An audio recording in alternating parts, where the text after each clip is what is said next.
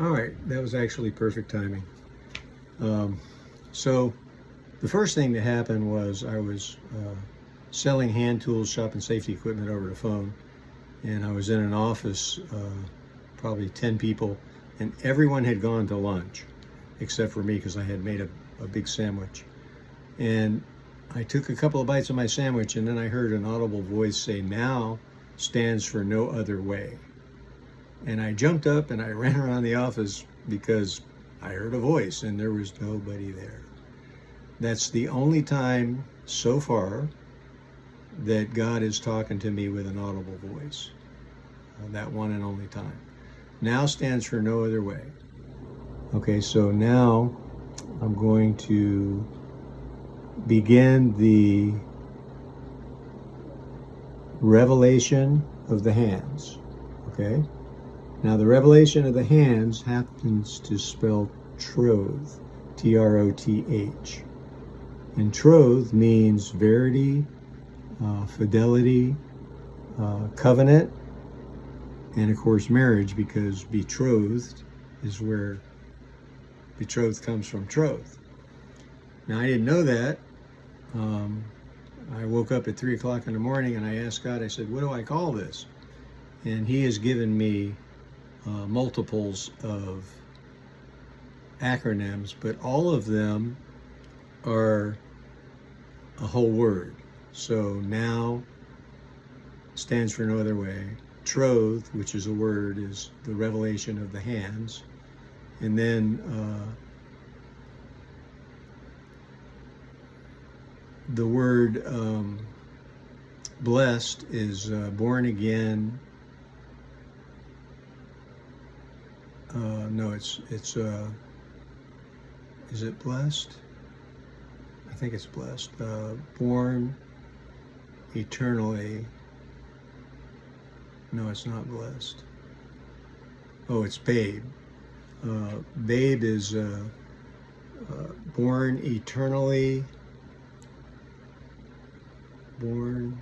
Okay, it'll come to me in a minute. So anyway, He's given me a bunch of acronyms, but they're all singular words. They're not like now standing for the National Organization of Women would be now, but now is now. Okay, so first I want you to do this. Picture a chair in your mind. Now, I'm going to assume that you saw a chair and that it was complete and whole and finished. It wasn't in pieces. It wasn't in need of repair. It was a functioning whole chair, ready to sit in. Okay, that's how God created us. He saw us and we were. Simple. Now, because we were whole and complete, just like the chair when He saw us, the caveat is that we didn't know who we were because we had no way of understanding autonomy or anything else because we were in His dimensionless kingdom, whole and complete. So He created the entire universe and drew out the 9 dimensions, which cause time and matter, and that's why time matters, and everything is just a matter of time. Time spelled backwards is emit, because time is emitting matter and God's metered measure to work out His plan. When you read through the Bible, you could just Google all the times that the Bible talks about predestination. And there's one specific one, I think it's, okay, I'm not a memorizer. But anyway, there's a scripture that very in detail says that everything is pre-created. And it makes sense if you think about it because every moment precedes every other moment. But if you spell it correctly, it's P-R-O-S-E-E-D, not C. Because every moment has everything in it. It's seeded to prepare us for the next moment. And that's why God will never give us more than we can handle. That's why in every situation we think, oh my God, I don't know how I'm going to get on the other side of that. We're on the other side of all of them. right? And we will continue to get on the other side of them until we pass from here back to Him. Okay? So, every moment is exactly the way it's supposed to be. Good, bad, or indifferent. Has no connection to our relationship with God, because life happens as it happens to everybody. Good, bad, and indifferent in terms of feelings. You know, you don't feel good when a loved one dies. You don't feel good in any tragedy. Okay, but tragedies happen just like the weather happens. Day after day, the sun comes up and goes down. The moon comes out, etc., etc. Every day is exact and designed perfectly to take us in time over distance from the beginning and the middle and the end of our lives. So we have to receive that understanding in order to practice it. And so when we do that, we are saying that we want to be synchronized with God. So the only place to be is in this moment, because the past doesn't exist, it's gone, and the future doesn't exist because it's not here yet. The only thing that exists is this moment. And that's why when we're in the flow state, we're experiencing being present more intensely than we normally are. So that's why a moment goes by like it wasn't even there. And a moment is not measurable. It's each moment that we have. Some of them are seconds long, some of them are days long. They could be years long. They could be the rest of our life long. Because when we're present and we're in the flow state, we're not in the past or in the future, we're in the present. Very challenging thing to achieve. Okay? However, there is more peace and love and joy in this moment than anywhere else. Real peace, love, and joy does not exist outside of now. Because there's no other way you can love except for to be in the state of love unconditionally. Now, I may unconditionally love you very close, or I may love you from a little bit of a distance, or a greater distance, or the greatest distance possible, but I still love you. And we're not all meant to be packed together like sardines. We're spread out for a reason, because everybody needs room to be themselves. Everybody needs room to be with all of the people that are in their life exactly where they are. It's a landscape. And so a tomato grows terribly right here next to me, but I force it to grow by putting Miracle-Gro on it. Where if I just moved it 3 feet away, it would grow in abundance and be completely happy because it liked being there. So I'm saying that to say that everything is exactly where it's supposed to be at all times, because our Father is a good Father. And His job is to bring us up, raise us up in the way we should go. So that at the end, when we're ready to move into His house, which is where we were created, we are not any longer going to be a challenge. So, you've had people visit that wrecked your place or left it messy or were rude or whatever. Okay? Well, what God is doing is He's preparing us so that when we come back into His kingdom, we're 100% in unity with Him. And so we're uncovering and discovering and discarding everything that is not unconditional love that's inside of us. The love that's inside of us is the exact same love that God has inside of Himself, and He put it in us.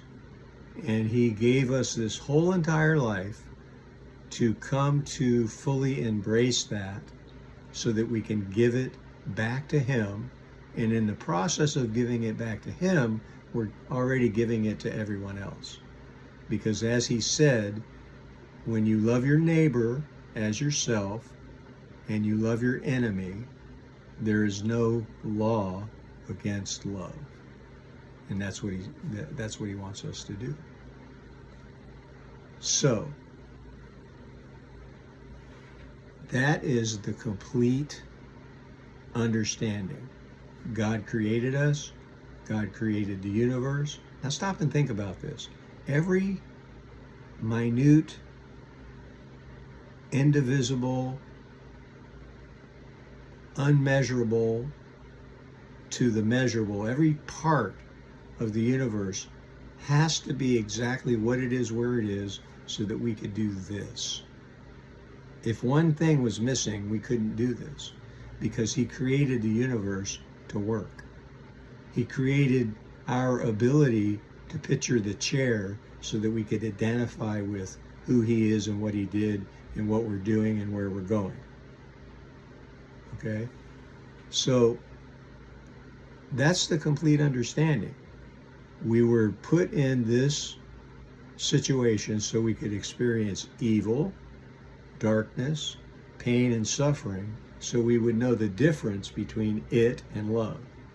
We would know the difference between conditional love and unconditional love. Now, it's up to you and I whether we accept that, embrace that, and then practice it until it becomes a practiced lifestyle. Now, back to the glass of dirt. If I run a stream of water into the glass very slowly, everything's going to happen very slowly. But the more I turn up the volume of water going into the glass, the faster the glass, all of the dirt and all of the crap is going to be out of the glass. And yes, if I turn it up hard enough, it'll even get the stuff out of the bottom. But my point is that the principle is the more you put into something, the more you get out of it. So if you focus entirely on saying, look, I am going to embrace these principles and morals and values, and I'm going to apply them, and I'm going to practice them, and I'm going to expert them. That is the only thing that really makes sense if you think about it, because we're all ticking to death, to leave this planet. That's what we're here for. That's what we're doing. And when I practice being present, I am in the presence of the living God. I am in the presence of Yeshua and the Holy Spirit and the angels and the saints that have been here and left. Because we're all right here, right now, together. Whether we're aware of it or not makes no difference. Because there's a lot of people, like I said, they wake up in the morning and they do whatever they do. They go to sleep, they get up, they do the same thing, and they have no consciousness of anything at all. And then there's a little bit and a little bit more and a lot, because that's the nature of living day to day. So I'm sure I could do this presentation better, but I wanted to at least share everything with you that I can so that you can understand what happened to me and all of what I just shared with you, so that you can say, okay, this is maybe the best order to put things in. This is the best way to cut it up, or you should just leave it a whole complete thing, or whatever. I don't know. Because you understand people and the market and what makes them respond and all that kind of stuff. And I'm just very, very excited because this is my life work. My life is about teaching people not to continue to suffer when they don't have to. I mean, there is going to be suffering. But, it's like the second time I got cancer, a good friend of mine called me. I was living in Florida, where I am now. And a friend of mine called me from California. We were friends we've been friends for 50 years.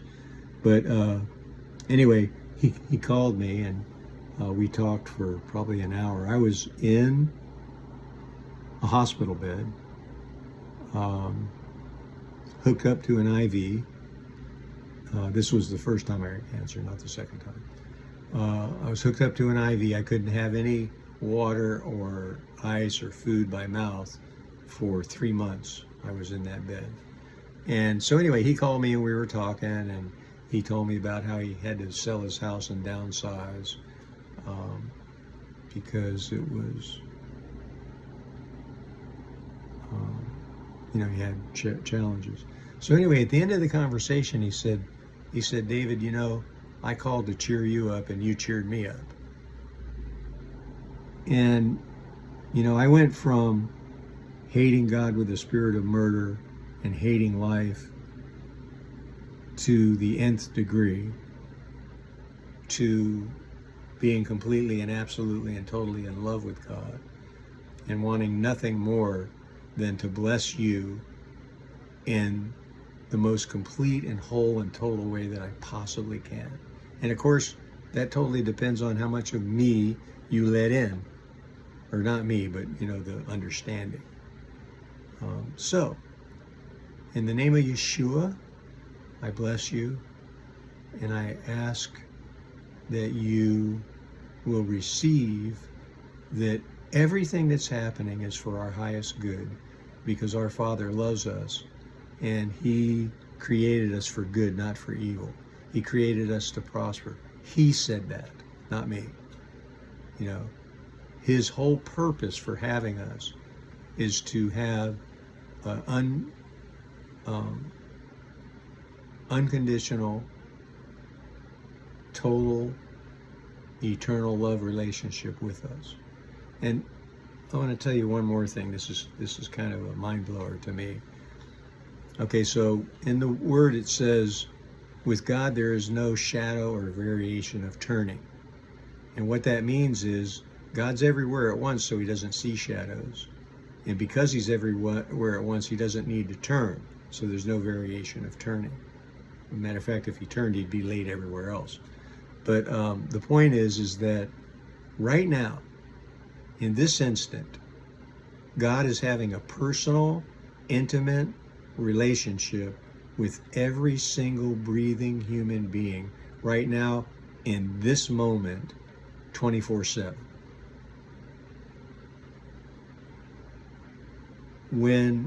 Because we see through a mirror dimly, we can't do that because we see shadows and we have to turn. However, from what I've read in the Word, it's saying that when I get to the point where I'm in sync with God, that there is no shadow or variation of turning. And when I complete that, before I die or after I die, before I pass or after I pass, I too am going to be able to have a relationship with everyone that exists at once, because there will be no more time.